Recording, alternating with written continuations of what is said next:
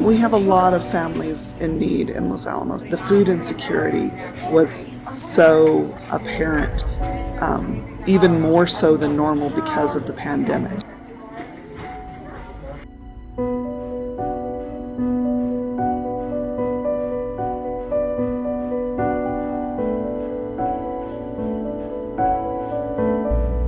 It's difficult to have the education if you haven't got enough food in your stomach. Los Alamos has a population of about 14 to 18,000, but during the day that swells to about 25,000 or so, with everybody coming up the hill to work. These people would live in Los Alamos if they could. They bring their kids up to come to school in Los Alamos, and they work in Los Alamos. And so of course they would rather live in the environment, but they can't afford to.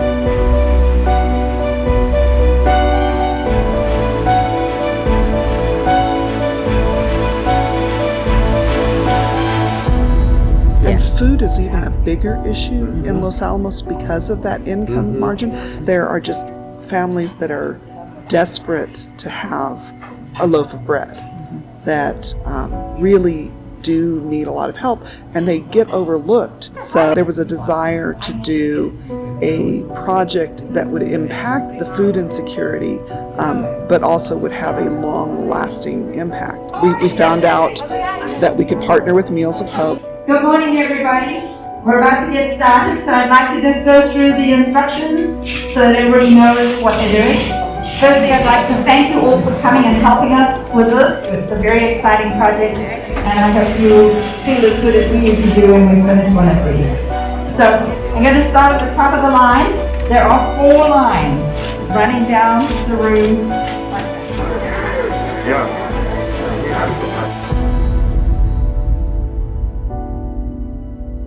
I think the people in Los Alamos have always been very, very excited to help.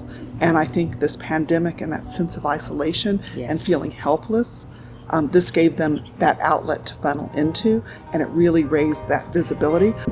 That's one of the reasons that peace is at the top of the pyramid, is because there's a sincere belief in Rotary that if we all band together and help focus on the areas that really need to be focused on in the world, and we understand each other, we'll see that none of us are that different. I think the thing I noticed was how much the community wanted to help.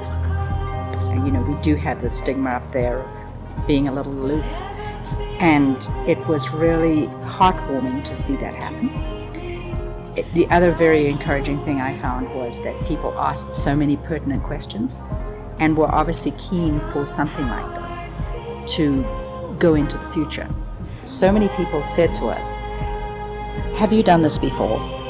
And then the follow-up question to that was, "Are you going to do it again?"